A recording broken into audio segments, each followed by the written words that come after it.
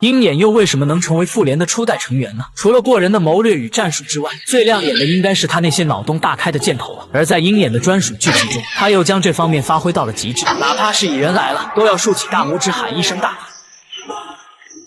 并且有新鲜血液的加入，将此后的剧情又推向了新的高潮。面对黑帮分子的围追堵截，鹰眼无奈允许凯特使用他的弓箭，但他对箭头的功能一无所知，一上来就弄错了，射出粘土箭头。幸好对方的智力堪忧，打开了雨刮器，成功阻挡了自己的视线。即使鹰眼的助听器损坏，不过在打辅助这一块他可是认真的。在他的提醒下，凯特又射出灰泥箭头，看似小小的箭头发生的爆炸却炸翻了火车。正当凯特对剩下的箭头抱有期待时，下一支箭头却只是个揣子箭头，虽然攻击性不大，但侮辱性极强，可这的确没起到什么效果呀。不过凯特很快就会知道这个箭头的大用处，紧接着他又胡乱射出一支箭头，在接触到物体后分裂出大量钢丝抓钩，将周围的东西迅速合拢。表面上看它与粘土箭头有着异曲同工之妙，但细想必定让人倒吸一口冷气。十字路口处，鹰眼让凯特用腐蚀箭头弄坏红绿灯，企图制造交通混乱，阻止追兵。可事与愿违，追兵不但没少，反倒将鹰眼他们堵到了跨海大桥上，手中的箭头也所剩不多。于是鹰眼重写了自己没有高科技的形象，让大家对他又有了新的认知，塑造出经典的弓箭双人打。这一招是复联内战时蚁人给他的灵感。鹰眼将放大版的皮姆粒子与弓箭融合，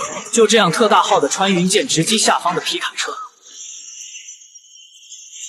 趁敌人忙着扶正下巴，鹰眼冲向对面抢回那个揣子箭头。凯特手持 USB 功能的箭头准备给他们充个电，对方被刚才的穿云箭吓怕，马上原地立正。等知道这就是个无用的箭头时，又气又恨。而鹰眼与凯特早就跳到桥下的高铁上，如今凯特深刻的体会到揣子箭头的大用处。通过这次经历，鹰眼觉得凯特的确具备射箭天赋，有心培养他成为自己的接班人。可接下来发生的事让他打消了这个念头。回到临时住所，鹰眼接到儿子盼望他回去过圣诞节的催促，可此时他没有了助听器，就是个聋子。为了不让家人担心，凯特将听到的内容写在纸上，好歹是蒙混过关了。如今凯特才真正理解超级英雄的不容易。鹰眼也意识到不该让凯特重蹈他的覆辙，但眼下他们要潜入凯特与母亲的公寓，通过家庭网络进入母亲安保公司的犯罪数据库，查出运动服黑手党真正的幕后之人。没想到竟是斯隆有限公司，这个公司的老板却是鹰眼的死对头金币。正当凯特查看嫌疑最大的后爹是否干净时，他竟被强行踢出了系统。而鹰眼感觉到杀气寻找来源，竟被自己的浪人之刃顶住了脖子。原来暗处的人就是凯特的后爹杰克。那么他在这场黑与白的纷争中，到底又扮演着什么角色？